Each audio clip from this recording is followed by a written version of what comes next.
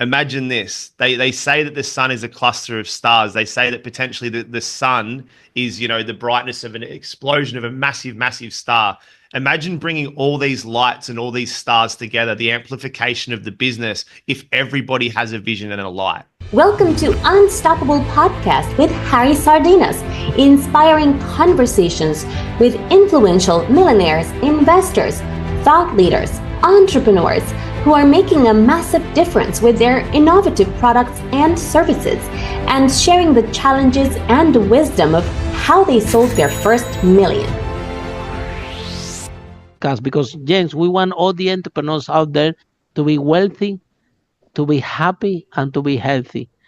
But it's challenging sometimes because again, you see this emotional pain that you have if you don't start to do personal development, NLP, go to church, or find a way of you to release or work on that emotional pain.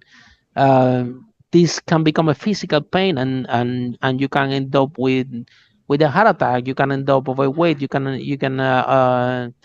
it can produce a significant effect to your body. And how many millionaires you hear about that they die for a heart attack, or they are overweight, or their health is not doing well. So so your story is very inspiring, I have to say. Like someone experiencing pain that I can even imagine managed to sometimes I say the worst day in your life become the best day in your life, fortunately.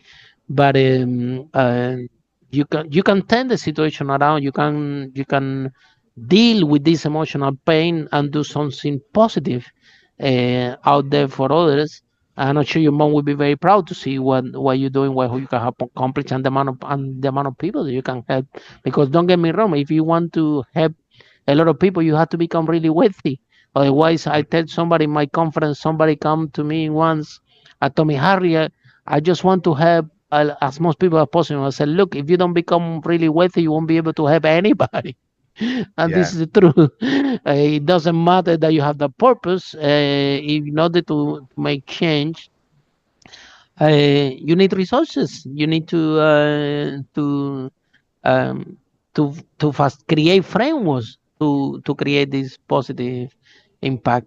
So, what message do you have, James, for people? I'm glad that you touched that entrepreneurs that they are suffering in their own little thing, like exactly I say they have a restaurant, for example, and they working Monday to Sunday, and they going to work every single day. Now they are upset, they're tired, they're in bad mood, they don't want to hire a coach, they don't want to hire a mentor. They might think that they can have all the solution themselves, but at the end of the day, they they are stuck there.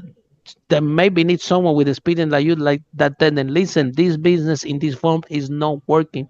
You do have to stop it and repurpose what you're doing, because now you're not spending time with your family, you're not spending time with your friends, spending time with the people that you love. You don't even know how valuable is that. And on top of that, you're becoming so stressed out, you're overweight, and it's about to give you a heart attack, and then your family won't have you. But still, they are inside this rat race circle trying to make that business work. And exactly as you described, is you think that this is that you're running challenging. Well, uh, like you said, challenges to lose your mom, to lose your family. So what message do you have for those entrepreneurs out there that they just don't know any better, but they are trapped in this rat race, and they don't find a way out? For sure. I think the biggest thing to ask yourself is, are you building the business based upon purpose, or are you building your business based upon significance? The humility of the character of the individual that the future version of you wants to become, or the future version of you that you've been shown, is generally the thing in which you need to develop. The character of humility. I know from being a 7 and 8 figure entrepreneur myself, the character of being that person is not the multi-million dollar, billion-dollar James. I know that the 9 figure version of me, or the billion-dollar version of me, does not action or act like the 7 or 8 figure or even 6 figure version of me. And the reason why I say that is because you must be clear on why you're doing something versus what you're doing it or how you're doing it. the why is the most important intention. A lot of people create a business for freedom, and a lot of you listening today, like your first $1 million will not give you freedom, but your first $1 million will give you proof of concept. Unless Mm-hmm. you know it's a one-man band, and you decide that, and that's okay. But don't think you have to go from 6 to 7 figures and then go and hire a bunch of people. This is from someone that our digital marketing school went from a team of 4 to a team of 72, and we were Wow. doing over. Yeah, Wow. so It's a big um, operation. yeah, and I still call myself a small to medium sized business, and then we actually scaled that business down and then went again and increased profitability. And now we're on a scale with our new call center. So we have a call center in the Philippines that we work alongside a lot of different businesses. The projected scale for that is 300 employees in the next 18 months. Oh Now, my God. I say this because it's not from a perspective of egoic agenda of look how many employees I have. It's a place of looking at, in order for me to have leverage and impact, more importantly, I will need to hire staff because I can't do everything on my own. But in the past, I would sit there and do it from a place of significance. Look at how many people I hire. Look how big my company is. And that's the mistake that a lot of entrepreneurs can make. Also, too, you can get stuck in product development. My product's the best product in the world. You know who tells you that your product's the best product in the world?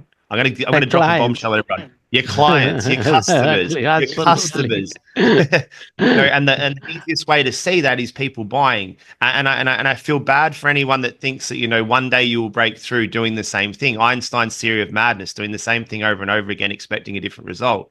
That's like business. So if I can really summarize all of this, it's to connect to why you want to do this. And if you have a family or you have children right now and you're wanting more time with them, but spending more time on your business in the hope that one day you'll have more time with them, put the phone down, put the laptop down, and go and spend more time with them. Business can wait. Go and be 100%. present in those moments. Go and be with them. Don't miss those moments.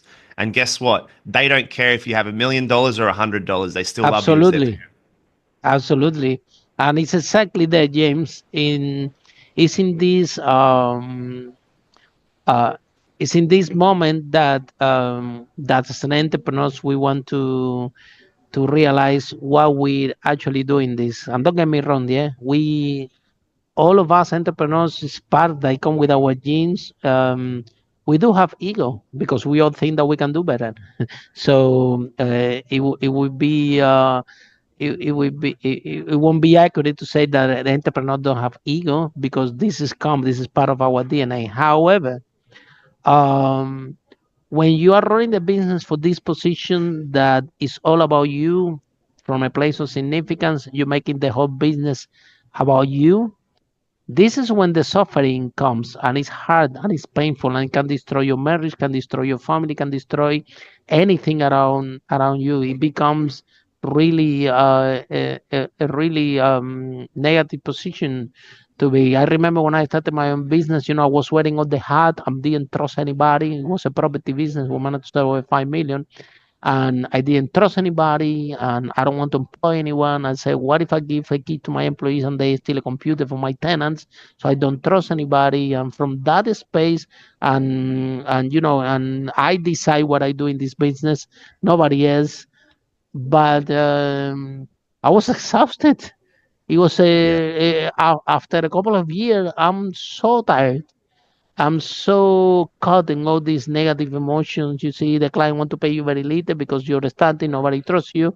The supplier want to charge you more. The houses want to give me expensive because nobody knows you. So all the challenges of you learning this and all the long hours and you wearing all the hats and not trusting anyone and this is all about myself and I'm doing this because I know better. Um, I end up overweight. I was angry all the time. And Yeah. honestly, yeah, I was making money because you can make money doing this. Yeah, don't get me wrong. But I was exhausted. I was tired. I was angry. My head was I'm getting overweight. But when I started to fight the first people, and they were all better than me at everything, Yeah. and it was kind of a process that I'm not somehow I become so happy. that they were better than me. I'm asking to the guests, how you renting this room? How you doing this so amazing, so fast? It take me like 2 weeks. You doing it in a day. You show me Yeah. how you do that. So all of a sudden, I realized it was kind of by accident because I couldn't operate anymore by myself. Honestly, I couldn't. I was exhausted. I couldn't operate anymore. So I have no choice to hire the people, and that make a huge difference in my life, and I start to be proud of them. I start to give them the significance to them. I start to give them control to the business to the point that one day I arrived to the business and they told me, Harry, go home, we don't need you. I'm like, Yeah. what?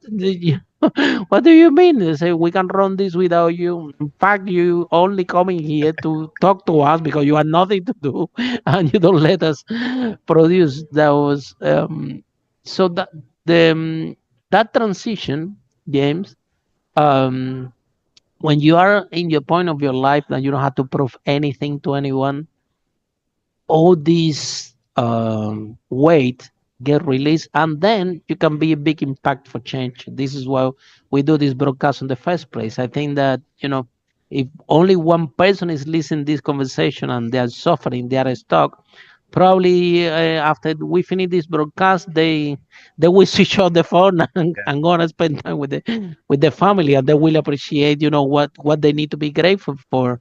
And the business is not about us. It's not about Harry. It's not about James. Is a purpose out there. Is what impact can we do for the people out there? How can we make the life better of them? And the way that they contribute, the money is just. I always say this, like when you see people.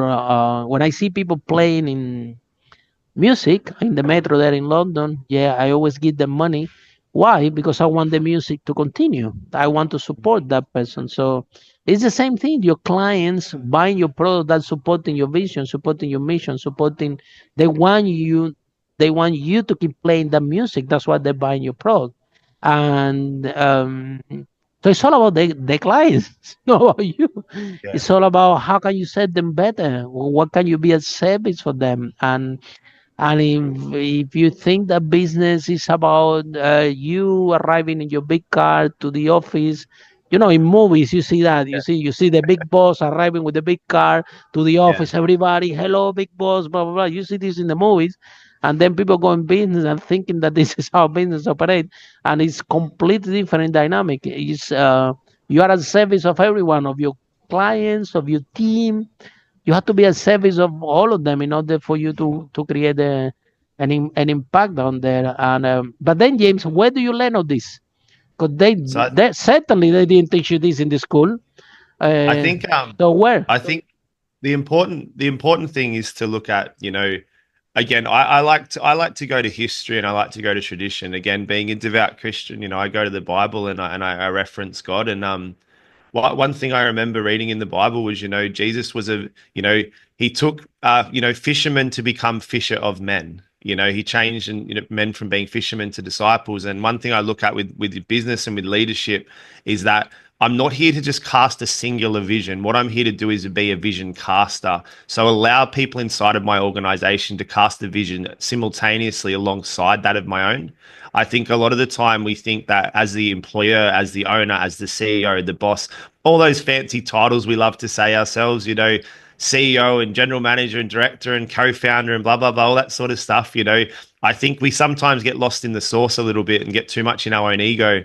Versus your role is to have an organization of leaders. So leaders create other leaders. Leaders do not create followers.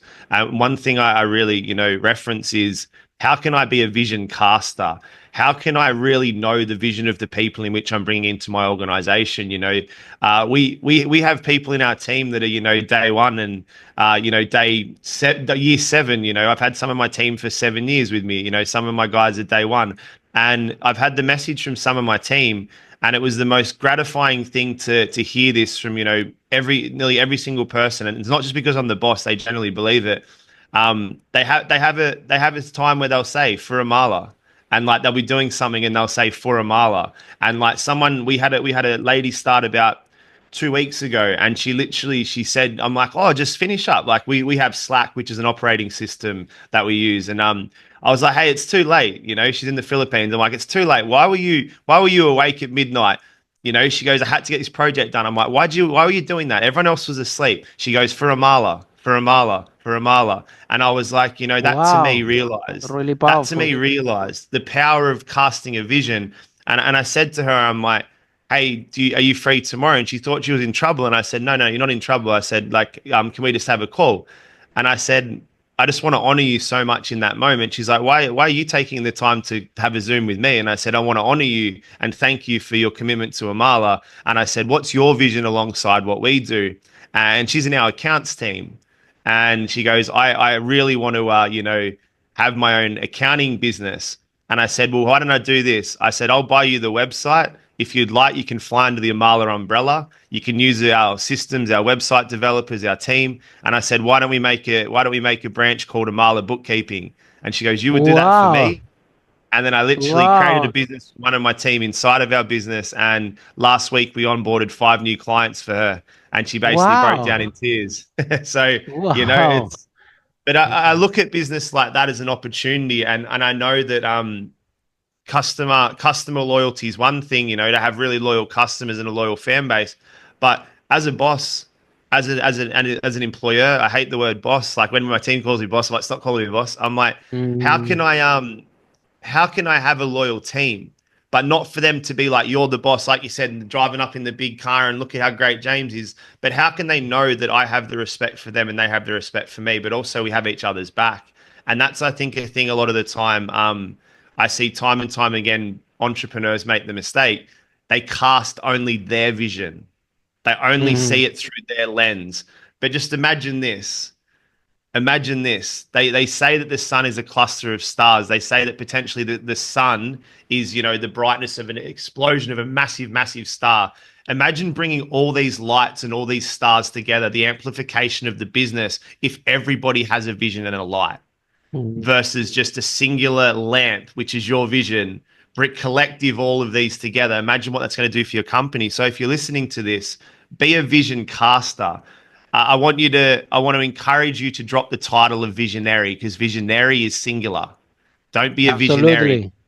Absolutely. As Russell Brunson said that I remember watching this training from Russell Brunson. He said, "Don't be a pioneer because the only thing that pioneers end up with is arrows in their back. So don't be a visionary because the only person that's a visionary is on their own. It's singular. Be a vision caster. Bring people together. Create a community. Create people in your organization, and I guarantee you'll go a lot further." Follow us Yeah, for more interviews with world's most influential, audacious entrepreneurs that overcame challenges and adversity, providing you with the blueprint of how they sold their first million so you can grow your business exponentially.